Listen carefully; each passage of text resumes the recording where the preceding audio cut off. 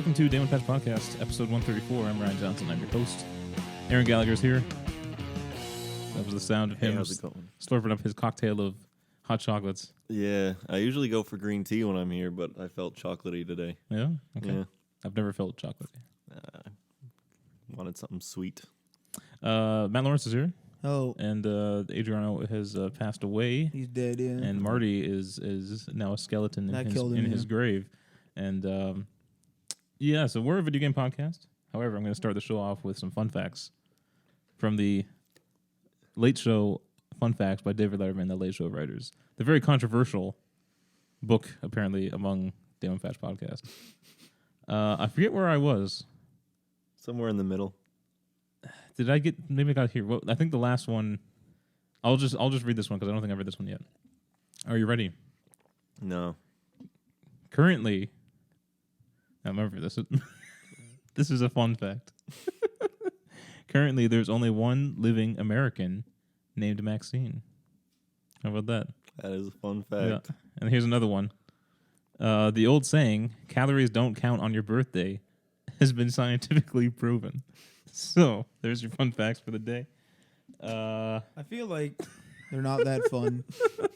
I'll be honest. I feel like they're not really facts. They're also not facts.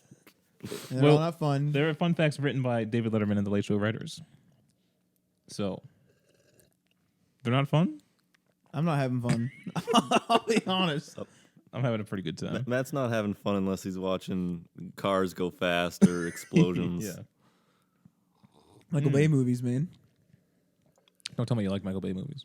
Michael Bay movies are pretty good. Bad Boys 2 is pretty damn good. That was back when he was okay. Okay. I don't know if I've seen a recent work. I don't even know what his recent work would be. You went and you and Marty watched Ninja Turtles. I was there too. Holy crap, that sucked. But it was bad, Aaron? It sucked. You liked it, didn't you? You're not responding quickly. I mean, I don't know. It was a movie. I enjoyed my time, I wouldn't say me enjoying my time is a direct reflection of whether I think it's a good piece of work or not. I unfortunately went and saw Gods of Egypt. Is that a Michael Bay movie? No. But I enjoyed my time. However, the movie was horrendous. Sounds about right. Because I mean, it's a weird thing when movies can be so bad that they're just enjoyably bad. However, The Room, under your definition, though, that makes them good. Yeah, they're good to you, yeah. Because you saying it's good or bad is your No, but opinion. I recognize they're bad. No, but that's you saying that you like it means it's good. No, it doesn't. To you, it's good to you. No. It's good to you. Anyway, our top stories. Bear Simulator. Are you guys aware of this? Did you start at the worst story? Yeah, I was just gonna say, well, is this our headline, like our Bear front page article? It will be. On the cover of I'm just reading the top our stories. magazine. I can put them in any order you want. However, Bear Simulator is at the top of the top stories. Bear Simulator raised $100,000 on Kickstarter. However, is ending its updates soon due to drama. We'll get into that later. Xbox boss Phil Spencer has clarified his hardware upgrade comments, which we talked about last week on the show. And you and Adriano got into a discussion about that kind of stuff. The media PC thing. Yeah, so he's actually clarifying what he actually meant by it, because I think people maybe took it out of context or just put their own perceptions on what he was saying. So we'll talk about that as well. Fable Legends canceled, and Lionhead Studio potentially being closed permanently. I bet they wish they had kept Peter Molyneux in there now. Yeah, he's been gone for a while, though, hasn't he? Like 2012, I think he left. I don't remember when he left. Yeah. Also, The Division, which is the big game of the week, it is Ubisoft's fastest-selling game. GTA 5 and Red Dead publisher, 2K, is not interested in milking franchises, which is a unique perspective All right. in today's industry, and a couple other topics, as well as a new Query Corner question. So, we're going to start with what we're playing. I think we're all playing the same thing. We're all playing. The I almost said Division. Destiny. Every time I say Division, I almost say Destiny. Did they both have to be D words, eh? Yeah. So yeah, The Division, which just came out that last Tuesday, It is a third-person online shooter. And what do you guys think about it? We've been playing a couple days now. It's all right. Pretty good. It's all right. It doesn't feel like anything like mind-blowing. Right. But, I mean, it looks good. Lighting's pretty. It's got game. When we actually play missions, it's pretty fun. Yeah. I enjoy the missions and stuff. I'm just wondering, and Destiny had this problem, is an end game. Because you can already see the certain missions on the map. I don't know if new missions open up as you continue in the story, or once you complete all the missions, what else is there to do? Because right now, it doesn't seem like there's much to do other than like little side missions, which I don't think do they refresh? When you clear a when you claim a safe house, it unlocks a bunch of side missions in that district. And right now, we've only unlocked like 3 safe houses. Yeah. But how much game do you think we can get out of this? And, I mean, we really have to see what end game has to offer. I'm not really sure what that is. I have a feeling that the end game is supposed to be the Dark Zone. Yeah, like I think we could just basically go into the Dark Zone and camp like an evacuation rooftop or something and just mow down like little guys who just trying to. Is that fun enough for long enough? I don't know. I was concerned about that too because when I realized it was just starting to do like missions, like in each mission gives you the different types of resources, right? Yeah. Once you do all those, there's no actual other way other than like some random side missions to earn resources. So then you've upgraded your base all the way. Yeah. And then I don't know whether that's the end. I hope it's not like I hope it doesn't like the missions don't equal the perfect amount you need to upgrade your base because then Adriano might be screwed. Because you can always get more because the encounters respawn. The encounters I'm pretty sure refresh and the encounters offer you resources. Yeah. Are there other? I've only seen like the green encounters. Are there other like tech and security? I have to assume they're gonna start popping up, but I mean I think I've only seen the medical encounters so far too. I don't know, but I'm just hoping it doesn't equal up to what he has. Although most of the medical missions were in the area where we are, and like the zones are leveled, so maybe we're supposed to be more medical to like sort of level up, and then after that we move on to the security and stuff. I think you're gonna have more than you need by the end. Like I only need 2 more upgrades for my medical wing, and like we still there's still so much to do for us. Yeah. How do you guys actually feel about the actual like gun combat? I don't mind. It feels fine. Yeah, I think that's good. It's very RPG like while still feeling very shooter like. I like the cover system. Yeah, I like to hold the X or whatever. To, like, I like moving cover to cover. That does feel really smooth. Yeah, and then you can if like the situation changes and you no longer want to transfer that cover, you're not stuck. You just release X and you can immediately start shooting. Right. It's pretty good. Yeah. Wait, so when you're in cover, you keep holding X? No, when you're in cover, if I want to like go over to that car, I'll point at the car. You hold X. He runs over to it. But if somebody runs in front of me and I have my shotgun out, I'll immediately let go of X and shoot. Oh, we should clarify that like to listeners like exactly how the system works. So basically, if you get near cover, you push X. You'll put your back to the wall or whatever piece of cover there is. Yeah, take cover. And if you move your reticle around, you can see like a little icon float around your reticle when it comes near another piece of cover, whether it's nearby or far away. Like it's got a really good range to it. And so once you've targeted that cover, you just hold X and he'll vault across whatever obstacle he needs to. He'll run around obstacles. Like the pathing's pretty good, and he'll just run straight to that cover and pop in. And if you were to let go of X, then he would stop his dash towards your next piece of targeted cover. Right. How do you guys feel about the different weapons and the customization there, options there? It feels good to me. Pretty good, yeah. You got it's your standard shooter categories. You got your assault rifles, SMGs, LMGs, snipers, what have you. No bazookas that I've seen. No. Luckily, actually, for the Dark Zone, that'd be pretty bad. That could be bad, yeah. I kind of wish there was more to loot, though. Especially in the Dark Zone, we like kind of like clear out like an area and then you like loot it and you're like, okay, and then you do like the whole lap of the area that we can kind of do at our level. Yeah. And you come back and you're like, well, nothing's to respond. I know, but I find I get more items from people I kill in the Dark Zone, not players, but NPCs.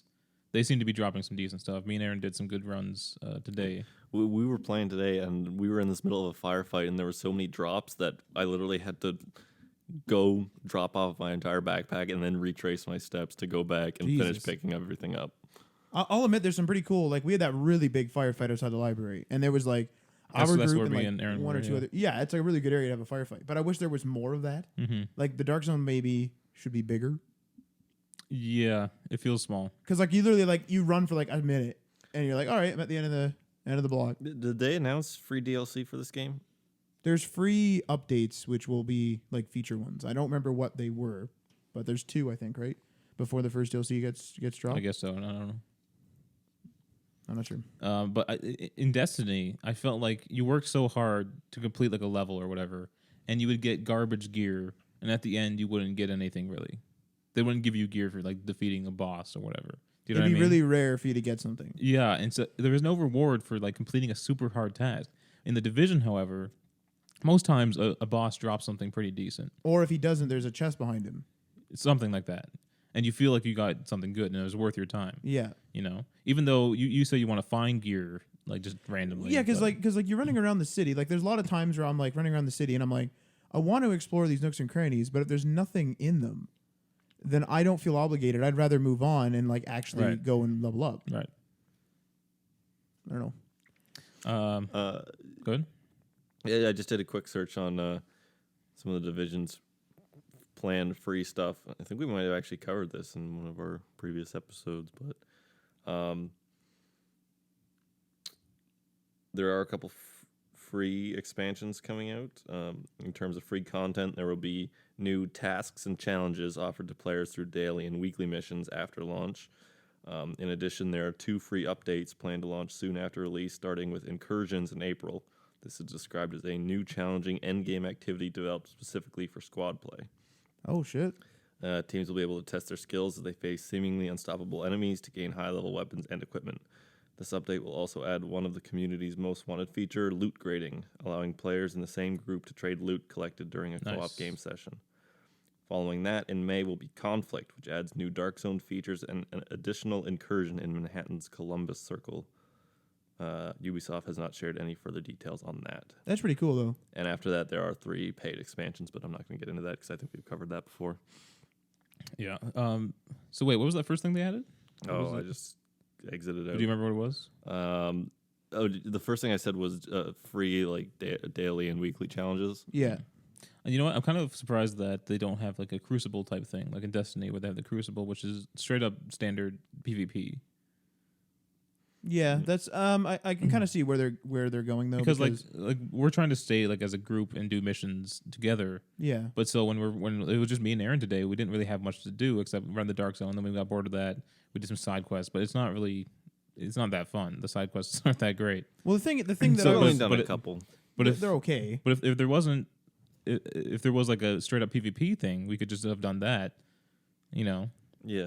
Oh, I kind of. I mean, but there's really nothing stopping us from just going into the Dark Zone with the intention of being assholes. I don't like doing that, though. I feel horrible about doing that. Someone's got to initiate PvP. I was so happy when that one group fired on Adriano, and they realized that they had fired on a player, and the guy actually like put up his hands. Oh, yeah, he surrendered, and we could hear them on the mic. Talking like, oh, I didn't mean to shoot at them, you know, and just talking to their own guys. Yeah, yeah. Now, Matt, you told me before that if we're in a party, they are still able to hear us. I don't think. No, I think we get patched into them. I don't think they can hear us. Yeah, I can hear others, but they can't hear us. Yeah, they're in game chat. Yeah, we're in a party chat. That's why I was confused initially, but yeah, because I mean. I haven't looked this up, but me and Matt tried to talk to a guy that we could hear talking when we were in like a standard PlayStation party chat. Yeah. And he wasn't responding to us. Yeah. Okay. So we assume that they can't hear us. I think we should start going in a game chat when we do Dark Zone. Yeah. What I'm wondering though, I guess if you're on a team, it'll just have you constant being able to talk to each other, right? It's not like a distance thing. I might be a distance thing. That's weird then. Because remember that group actually you were talking about, unless they were just talking like this, the guy way back that was like maybe like 10 feet away or something like that was like I couldn't hear him. When I walked like in amongst them, because after I knew they weren't hostile, I walked like in amongst them to see if anyone was down the street. I could hear him talking like at that point. That's weird. So I think it might only be like talking distance when other groups, maybe like when you're in a group, it's like over radio. I don't know. We'll have to experiment with it. Yeah. What do you dislike? Any dislikes? I dislike. I think the game feels empty. like the world feels empty. Like I know there's those like NPCs, but they're really like they're just sort of there. I mean, we kind of covered this in I think it was like 2 episodes ago about the next step in game development is making the worlds feel alive. Right now, they just feel like blank stares. Just looking at you. I was looking at one of the shopkeepers, and he just never blinked.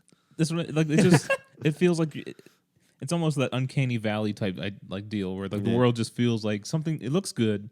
I recognize things, but it just doesn't feel right. Yeah. But even then though, like the map, there's like a few. There's like there'll be enemies that spawn. Like yesterday, we had a pretty cool thing where we had like a random encounter, and then. Like I walked down the road, found a gang of people way above our level, and then there was a boss there, like a harder guy, higher level guy, whatever he is. But like that stuff is few and far between, and I feel like that would offer a lot. Because if I went down, like if you were like looking, like cause we've seen people looking down from apartments, you know what I mean? Mm-hmm. Like if we like looked up, saw an apartment window, and we were like, oh, you can see in there. Let's see if we can get up there. It'd be cool if there were like people in there. But we've been in so many apartment buildings, nothing's in there. Sometimes there's like some loot. Like a little bit, like some clothes, but that's it. How do you make a world feel alive, though? I think one of the issues is it's all in like the tiny details. But like particularly in the Division, you see the same things happening over and over. Oh, there's a guy like kind of stumbling. There's 2 people like crowded over a dead guy. Yeah, and they're when really you see stupid. the same, when you start to recognize all these familiar animations, familiar dialogue. Yeah. It goes beyond just deja vu. Right. I think I brought this up with Watch Dogs. Was like when I first played Watch Dogs, I thought it was really cool for the first week. But then when I went back to that same corner, and there was always somebody beatboxing. There was always somebody playing like a game. That's his Monday to Friday, 9 to 5. Yeah, just constantly there. And then if you like die and respawn in the same area, you'll see like somebody beatboxing in a different sweater. Like it's honestly and like all Ubisoft games are like that now. I think like AC. Maybe I didn't notice it before, but the older AC games had like sort of random NPCs were just sort of everywhere. There was like there'd be a block of people that would constantly go around a block, but they'd have like they were staggered, sort of like it seemed more alive than. And they were like busy. Like there's a lot of people. There's a lot of people, but then like in the more modern ones, it's very scripted. It's like there will be prostitutes standing here talking to a guard always. Right. You know what I mean? There will be this person doing this always. Mm-hmm. It's weird. Like they made the world and they've left it. That's a lot of work for a very minor like complaint. Do you know what I mean? To fix that up. It's minor, but like in an open world game, it's a minor major problem, if you will. You can still enjoy the game without having them fix that though. For sure. Like it's not like a glitch is what I mean. It's just like a complaint. Yeah. I think the inventory system could be worked on a bit. Yeah, sometimes I feel like some of my inventory gets shuffled around on me. That's weird. Yeah, I don't like that. My marked junk stuff sometimes becomes not junk suddenly. Right. I also wish I could view mods, but in their own categories. I don't like just seeing them all like laid out. Do you know what I mean? You have a laser sight. You'll have a scope. I like where when you're attaching them to a weapon, you have different categories you can actually go into, like different submenus. Yeah. I want that to actually view my mods. I want to tell what something's attached to. Like it shows the little chain if like but it doesn't tell you where it is. Yeah, not until you try to use it or take it off or whatever. It's like, are you sure it's applied to X weapon? And there's no like in the gear they have like the 3 categories, and it tells you like, oh, if this one's better in this, less in this, or better in this.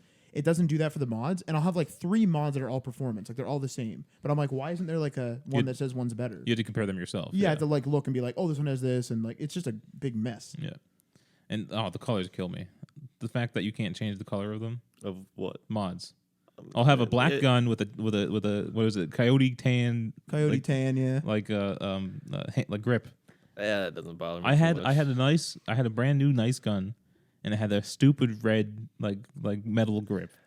But it was horrible. The red metal grip makes sense because there's like stainless steel like that, right? Where they spray it with I hated that. Hate that so much. I know what you're talking about, but I hate it. But I mean, it's not like it's a first person game. You're never gonna see your grip when you're playing. Oh, I look at it all. Well, that explains why your aim's so bad. Yeah, you're constantly like looking at yourself on like we're all fighting. Excuse me. Sorry, I don't even know if your aim's that bad. I just felt like getting a crack in there.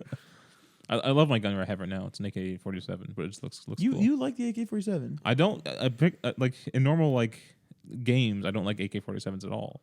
I don't even like the look of the gun, but for some reason, just the way it looks in this game, I like. Looks the same as every other gun. I have an awesome scope. I have an awesome silencer on it. I just love it. I like how the gun looks more looks more elite, I guess, if you will, as you start getting more mods. Mm-hmm. That's pretty cool. Yeah. Although there is one complaint actually, is that the stability of assault rifles always bounces up, and it bounces up way too much. There are mods that you can put on to improve vertical spray. I have like some of them, so it doesn't like hop up immediately. So it's like a quarter of a clip, and then it starts hopping up. Yeah, there's a few like there's like there's stats for vertical kick. There's ones for accuracy. There's ones for stability, initial stability, threat. Well, no, I was just speaking specifically in terms of like accuracy. Oh, okay, I see. But yeah, it's a bit confusing. Like I honestly, when I start shooting, I don't know about you guys, but I always have my right thumbstick down a quarter because I'm immediately know that the instant I pull the trigger, it's gonna go right. You're gonna kick right up to their head. Yeah, you want the headshot. Yeah, yeah. For a lot of the guns, I'm shooting, but I'm holding like the right thumbstick down, so it's kicking while I'm aiming down at the same ratio, so it stays in one spot. I have to commend their crafting system.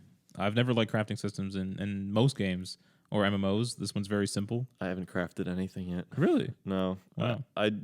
There's nothing I can craft really that's better than what I just find on the ground. I see.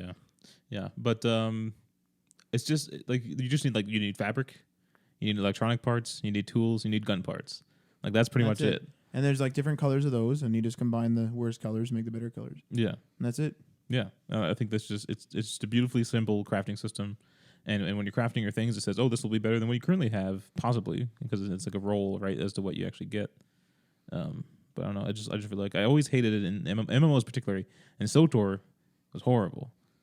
I had components in my inventory that I didn't know what the hell they went to. Your inventories fill up so fast in those games. Yeah, it's insane. Yeah. All right. The Division. I still want to call it Destiny. The Division. The Destiny. Or just The Division become legend. The Destiny. Yeah, yeah. You got it, Aaron.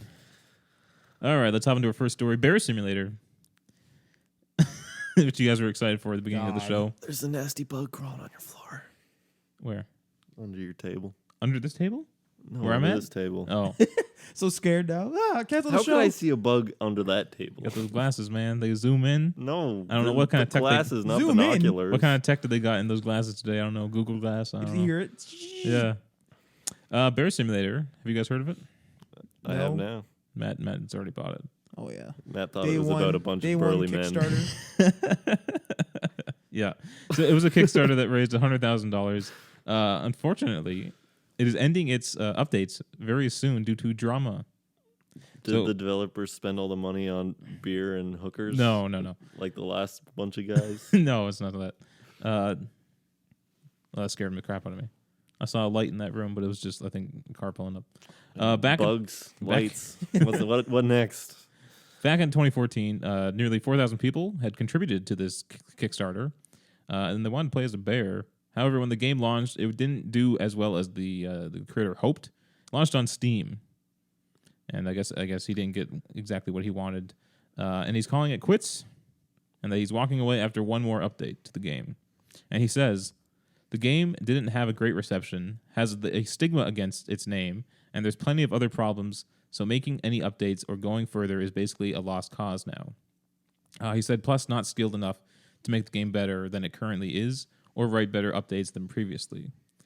He said that I also don't want to deal with the drama anymore. Can't ignore it because that causes more drama, and can't do anything about it because that causes more drama.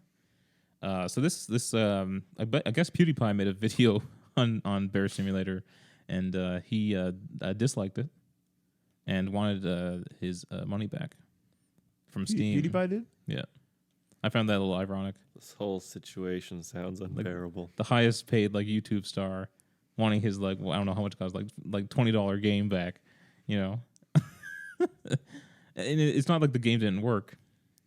He just didn't like it. You just didn't like it, I don't think. I didn't watch the video though. I'm not a PewDiePie fan, but I just want to get you guys' take on this, that he's quitting because of the drama. Is it specifically with the development team? Like he's fighting with them or something? Is that I think it's kind of him.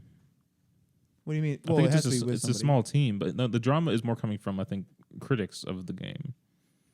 People on the internet. Oh, yeah.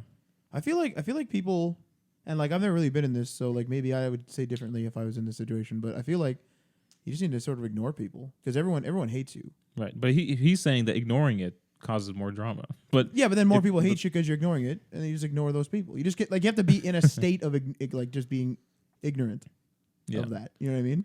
Cliffy B responded in a tweet saying something like something to the effect that he gets why the guy is going through this struggle, but also that it's just the nature of the business. Yeah. If you're creating anything that's out there, people are going to complain about it. You know. And I think it's the people who now survive these industries are the ones who don't care about the people who are complaining. You just let them go. If it's successful, it's successful. You don't have to worry about the people complaining. Like, look how many people complained and like cry about Fallout 4. They just cry about it. Yeah, you know what I mean. Yeah. Like it's lay off. Like who cares? Yeah. And it's kind of disappointing because I don't think this guy's going to make a game again after this ordeal. So but the internet's a nasty place, man. It's probably a detriment to a lot of things. Because look, this guy could have been creative. He could have made a game in the future that was great. Well, he hasn't left the industry per se. Like he may be going under like another company, and then he won't be in the public eye. Yeah, I don't know what his next steps are, but anyway. So wait, is the game in early access? Do we know? No, I think it's launched. Okay, so fair enough. It's not being updated. That's it. Whatever. Game's complete. Play it if you like it. Don't leave it alone. Yeah. So there you have it. Bear Simulator.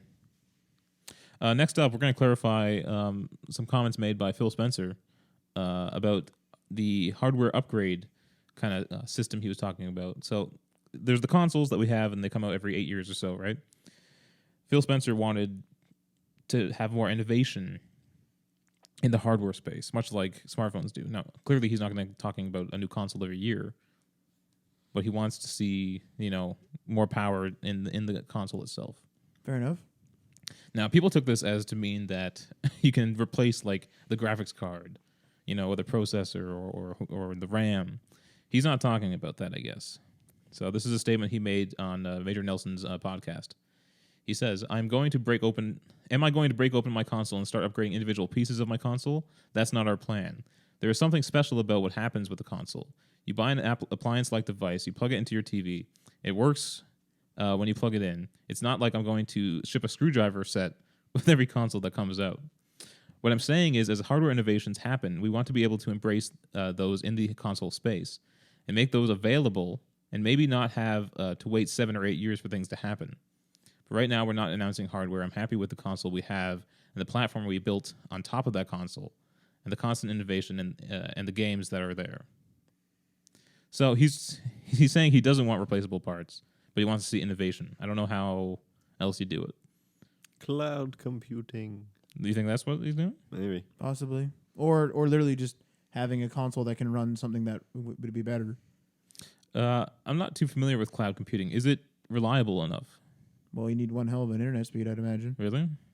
Well, because you're sending like a calculation that's normally done instantly on yourself to a data center. It has to do it and send it back, right. And it has to do it instantly, or else you're going to see a stutter. But I mean, they haven't really incorporated it too much yet, so maybe they're trying to plan out like bring it to like the forefront of the industry. At the same time, they're expecting sort of more fiber networks to open up around the. Hopefully, yeah, that would make sense. What if it's more like they're going to upgrade every 3 years or so, but every console is able to play the previous console's games? The problem is that if you have the $500 or $600 price tags, that it's not going to be that. It's going to be a cheaper console. Do we know that for sure though? Especially like you're saying, it will have to be that. Otherwise, no one's going to upgrade. But I don't know if they know that. I don't see that like if they're just saying like, oh, new console, like more like they're probably expecting less sales because it comes out more often, right? But I mean, like they might just expect it to be slightly lower. I don't know for sure, obviously, but because like as long as you have the newest iPhone, you can play every single game on the App Store. Yeah, right.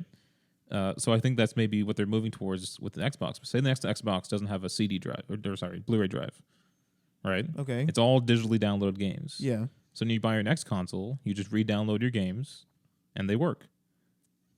But you can then also buy better games. Yeah, I can see them doing that, especially with the 360 sort of backwards compatible stuff. Mm-hmm. But like, what if they develop a standard architecture for developing games that will continue on through the consoles?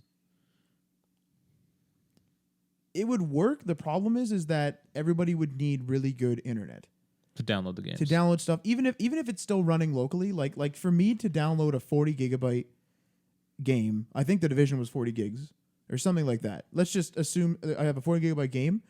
It's 2 days minimum, assuming no one else is on the internet, and I may have to stop it if someone else needs something. Yeah. That's it. Like if I have to upload something, it's hours. That's it. Like, and that's just the way it is. And that's the fastest you have in town right now. Yeah. Well, not now, but like a couple years ago it was. Yeah. It sucks because in like the city they can download that in like half an hour. you know. That's the thing is it's literally hundreds of times faster. And like the issue is like these people were like people in rural areas or just in towns, which isn't so much rural but just not in the city. Yeah. Is like they could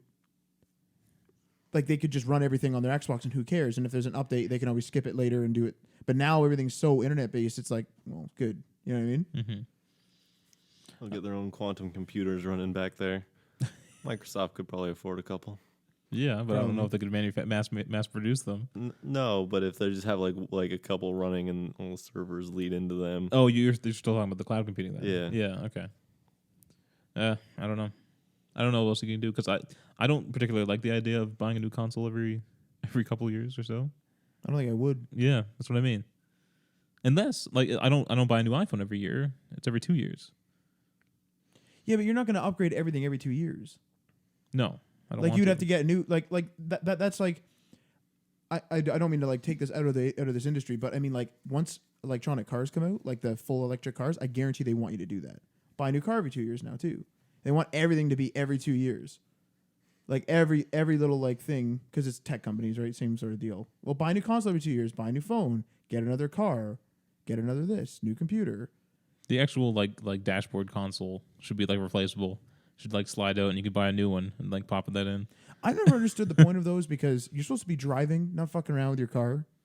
Well, no, but yeah. I mean, you're not sort of, like you're not gonna be playing like Angry Birds on your touchscreen display. No, but in the like car. I mean, like literally a Bluetooth connection with like a watch face telling you connected is good enough in a car. Yeah, Well, but there's also like the GPS systems that you can play music on there. Nav is different for sure. But like right now they have like the Apple has the what is it? I forget what it's called. What? The Apple one, like you can plug your iPhone into your car and like it takes over your console, and it will like produce like an iOS like looking Apple Auto or something. I don't know. I'm speculating. Like Google Auto or something like Are you that. thinking Apple Auto Glass, windshield I repair might be. I specialist? might be. Yeah. No, but there's stuff like that. Yeah. Android Auto is a thing. That's right. Yeah. I forget what's the Apple one. I don't know. CarPlay. Is it CarPlay? Yeah. Right. Thank you. So there's stuff like that. Yeah, but like, to me, like it's literally like you're not supposed to be. I feel like they're fucking around with it. Like I remember like the Cruise, like the Chevy Cruise commercial like a couple years ago was like, oh, you can like have the car read out your Facebook status. But I'm like, but even That's if it's not reading it to necessary. me, I'm still distracted because what if I'm thinking like I have to respond to this? Yeah. Like, God. Anyway, let's move on. More Xbox news. Fable Legends has been canceled, and Lionhead is potentially being closed by Microsoft. I thought it was confirmed. So, well, I'll just tell you what's kind of happening here. They have ceased development of Fable Legends and are in discussions to close Lionhead Studios. I guess the reason why they're still discussing it is that Microsoft they've not yet outright confirmed the studio will close, because in the UK, law requires employers to create a consultancy period of at least 30 days. What does that So mean? during this, measures to avoid redundancies are to be explored. What does that mean? What do you mean? It also gives the. It's also a period of time for people who are affected to search for new jobs. I heard they were hosting like a job fair for. Sony was, right? Yes, I heard someone was. But Sony's yeah, trying to scoop them up. Yeah. But what do you guys think are happening? Because like the Fable games were pretty successful. I think it was just there wasn't any excitement for the new Fable game, And it was too different. Like after they were trying to make it like it was an arena game. like a MOBA or something like Something that, like that. and people weren't really feeling it. And probably the guys who were developing it were playing it and probably just thinking it's not very fun. Probably just thinking it's probably better just to cut the losses and drop it. What's really stupid is that Fable was all about becoming a hero, and then like just making your own path in the world. And then Fable 2 introduced like the fact that the world would change. Fable 3, the same thing, not as well, but they did the same thing where you were like king or queen. But then all of a sudden it's like Fable Legends and Fable the Journey. Oh, man, I forgot about that one. That was the Connect one, That was the Connect one, yeah. Like, come on, guys. Like, Jesus. Do you think these companies like track like online trends and see that Fable Legends isn't like necessarily performing well amongst fans? If I remember correctly, I think the trailer had more dislikes than likes. That's what I mean. Like, do they track that kind of stuff? For sure. I mean, they be hard pressed not to. Like, that's kind of their like somebody's job is to track that stuff. Yeah. Furious 4, I remember, got like that. Like when the Furious Battle or Brothers in Arms Furious 4, they got like so many dislikes. And then I remember like a year later, I was like, I forgot all about this. To go back and this it's canceled. No, it's not even canceled. Like it's not. I don't think it's officially canceled. Just in some filing cabinet somewhere. Under the rug there. Yeah. I want to see if Peter Molyneux does like an interview on like the state of the Fable franchise. That's really sad, though. Yeah, like really everyone gave him a really hard time, but at least he didn't cancel any Fable game. Yeah, because it was so bad. I never really liked the Fable games though. I had fun. I thought they were charming. They were an enjoyable RPG. Like they're easy to get into, easy to have fun with. The multiplayer was kind of a miss. Just like because it was shared screen. Shared. Oh yeah. Was it a shared screen? It was a shared. You even online. Yeah, you and Aaron were having trouble because you couldn't like figure out how to get up the staircase because it was like at an angle, but you both had the same like screen and the camera wouldn't move or something. I remember that you guys. I think online it was shared screen. It was. Was it? It I was. don't remember now. That sounds horrible though. I'm pretty sure it was shared screen. That sounds pretty bad. Either that or you couldn't go very far from each other. Why did Peter leave Microsoft? What happened there? I actually don't know where he is now. 22 cans. Well, I think he left that too, didn't he? No, I think he's still with it. But I thought it's that not going well. The whole goddess thing like exploded and like. You don't remember that? No, I remember like just something bad happened. That's all I remember. Yeah, no one like Goddess was kind of a flop. No one cared about it. The cube thing was a disaster. And he gave some interview where he got angry or something or exploded at the reporter or something. I don't know. I forget what it was. You know what's weird though is that he has cool ideas, but I don't know whether it's like he is trying to be too creative, and then the technical team can't execute either fast enough or can't execute at that time, or like what it is. Because he comes out like I haven't heard of this, but like I've heard a lot of people complain on like forums and stuff about how Fable had a bunch of stuff like promised and it wasn't in the game. Now there was a lot in those games, but I mean like it sounds to me like he is one of those guys that is like, oh, I'm gonna like create this cool thing. I think that happened with Goddess as well. That's what I mean. Like he creates a cool idea. Like that was a cool idea. Yeah. And then it's lackluster at the end because either it was too fast or whatever. Yeah, I remember buying it too. I played it. Oh, the game came out. I played it once and then stopped immediately. I didn't even know it came out. Yeah. Anyway, good luck to all those who lost their job. Hope you find new jobs, more stable jobs, and continue being creative. Let's move on here. The Division is Ubisoft's fastest selling game. It sold through more copies in the first 24 hours than any other Ubisoft game in history. Now, also, obviously, they're extremely happy, and they're working at maximum capacity in a highly productive collaboration, saying that Ubisoft is at its best when being represented by the Division. They also noted that, according to NPD numbers, GfK charts, chart track, and internal estimates, Ubisoft has produced 3 of the top 4 most successful new game launches in history.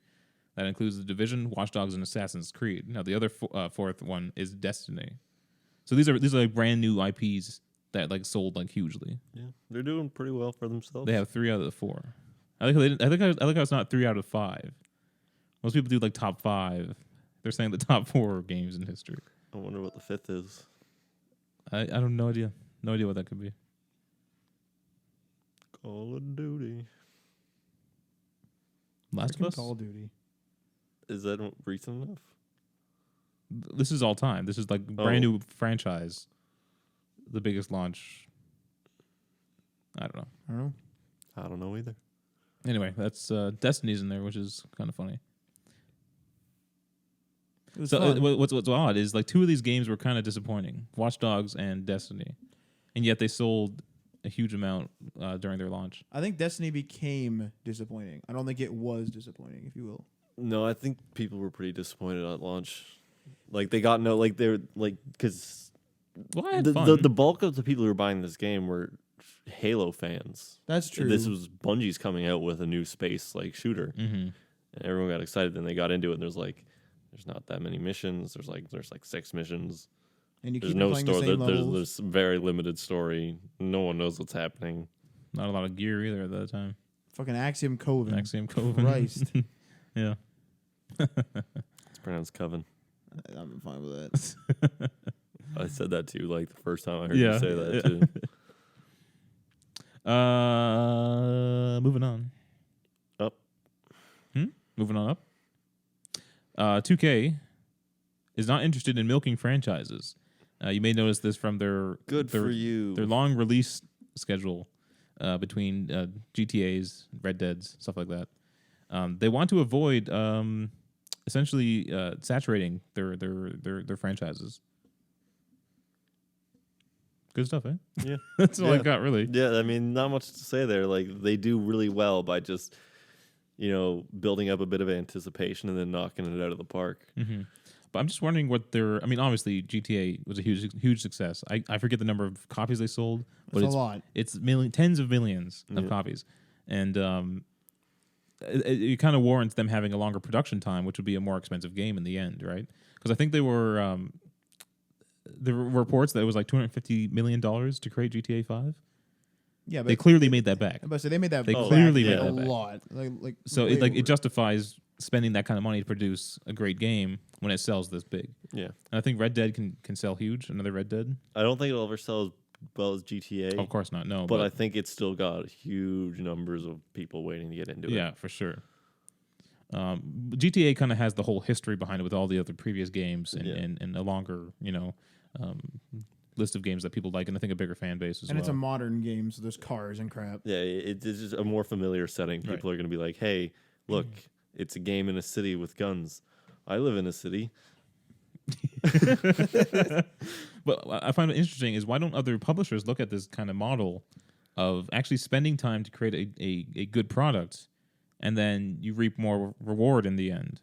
Because I think it's risky if you're trying to get into the flow of it to begin with, because you need to figure out how to manage your staff, your creators, like what your limitations are. You don't want to build, like, it's too easy to say, okay, let's go big, and then you come out with all these features, all this content, and then you get down the line and you're like, this straight up, like, we can't get this done. Right. Like, not like, even just trying to hit deadline, we can't even do a hit deadline. Like, this can't be done. And then it all falls apart. You lose money, you lose resources. It's scary for people. It's funny though, because people keep saying that Call of Duty is gonna like fall off at some point. They're still selling huge numbers, and I just saw the the best selling games for February. Call of Duty Black Ops 3 is still like number 2 on the list.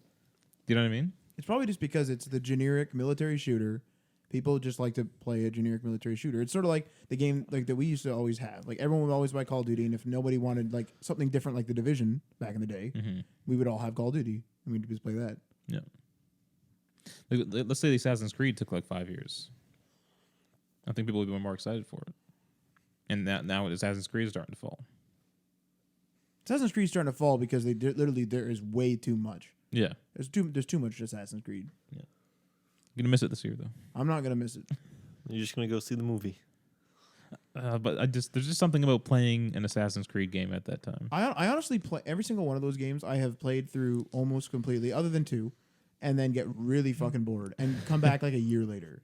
Well, I usually beat them pretty thoroughly. I got like all my mission synchronizations at 100%. Did my collectibles, except for like the flags and shit. No. Yeah, screw that. That's too much. Like if it wasn't marked on the map, then I'm not looking for it. Yeah, fair enough. Lastly, our final story for the night, or the week, I guess. Sony executive admits that PlayStation VR might not match the Oculus Rift in terms of quality. So obviously, we already know that the Oculus requires a tremendous amount of power from a PC. Obviously, the PS4 is not that powerful, and we were kind of talking about this last week. But apparently there is a quality difference in the PlayStation VR. How do you guys think this will affect the performance and sales of? It's the same thing as the PlayStation, right? Like, I mean, if all the people who buying consoles cared like about literally having the best thing, then they would all have gaming PCs. Let's be serious. Yeah. But I mean, it's still going to depend on what kind of quality we're talking about here. Like, if it's something that's literally unplayable, then it's going to go the way of every other PlayStation gimmick flop thing. Yeah. So this came from Sony Computer Entertainment Vice President Matt. I don't know what. Masayasu Ito, I think. he says, if you just talk about the high-end quality, yes, I would admit that the Oculus may have better VR. However, it requires a very expensive and very fast PC. The biggest advantage for Sony is our headset works with PS4. It's more for everyday use, so it has to be easy to use, and it has to be affordable. And he's saying affordable. This is not for the person who uses a high-end PC. It's for the mass market. I wonder if they're going to come in at 400. I almost said 200. When he says that, I feel like they might come in at 200. 250. If it's 200, I might buy it. I'm not buying it, regardless. If it's 200, I might buy it. It's ludicrous to me. Like, a PC is more of a work tool, so buying an accessory for that makes sense.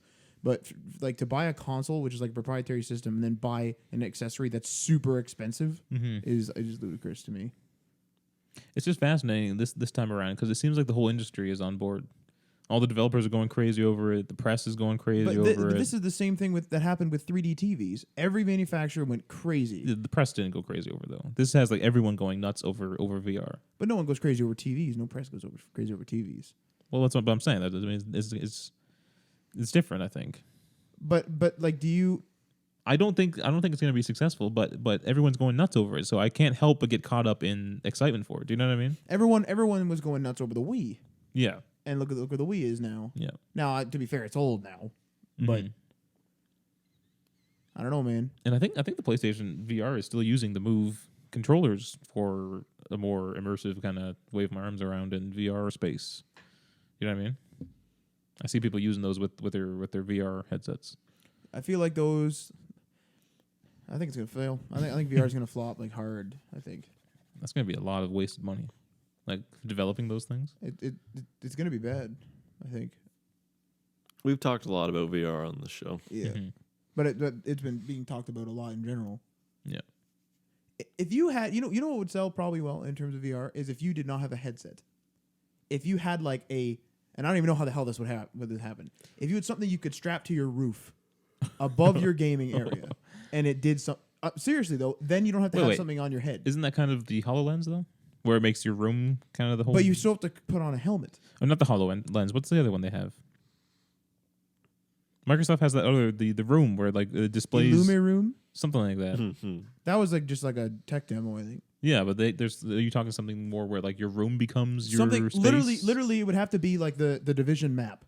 The map is like just in front of me, and I can like pull things and like point. So AR essentially. But you don't want a headset. How else do you achieve that? No, that's what I mean. Like, I don't know how they would do it, but I'm saying like it'd have to be something that I would like plug in and leave, and then a game would just use it. I don't want to be like, oh, gotta get my headset on, like look like an idiot. You want a holodeck from Star Trek? Sure, I've never watched Star Trek. It's a room they walk into. They just type something up, like they bring up like a program or something, and all of a sudden they're in the forest. It's all holographic, like it's not real, but it looks like they're in a forest. See that makes sense because it's. I don't know if it's possible. It could be possible in the future, but I don't. No, yeah, I understand. I'm saying like just talking like branding wise, that would probably sell better. All right, I don't think Aaron wants to talk about VR anymore.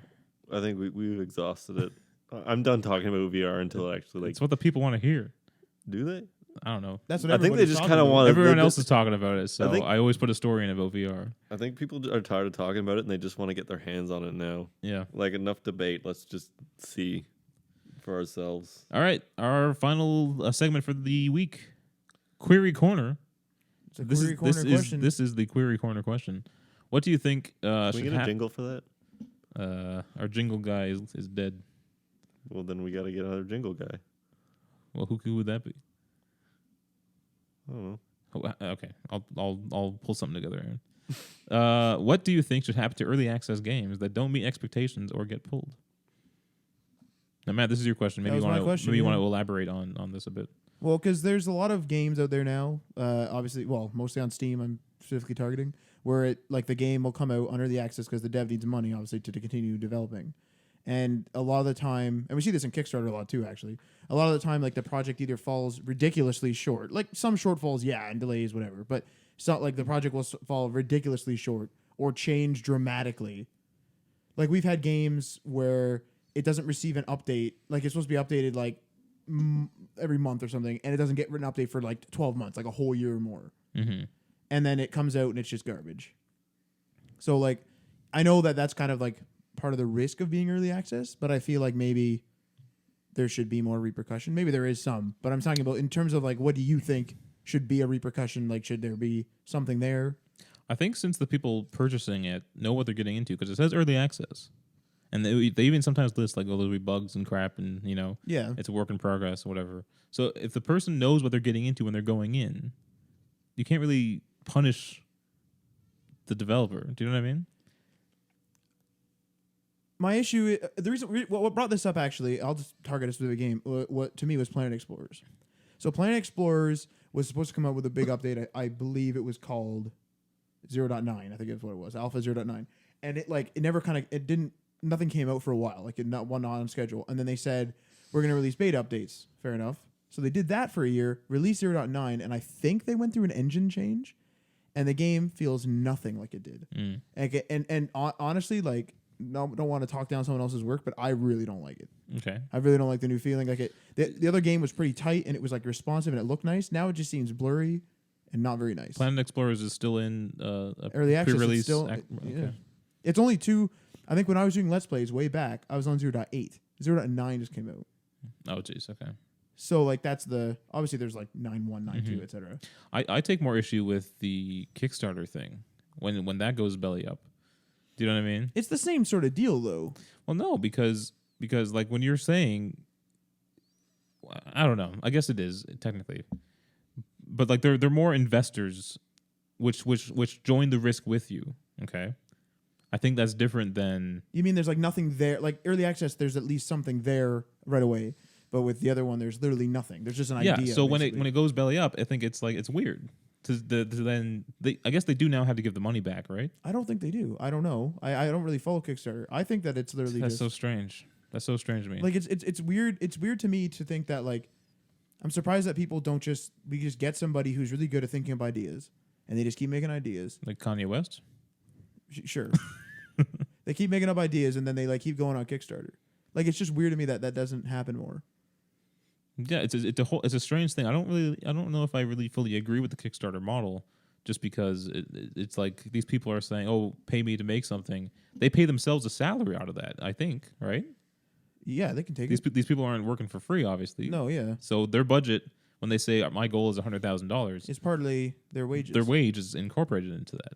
Well, I'll give an example. Not a direct one because I'm not sure which games they were, but there is I was reading on a Steam message board one time that there's a string of games. I don't own any of them, so I can't really comment.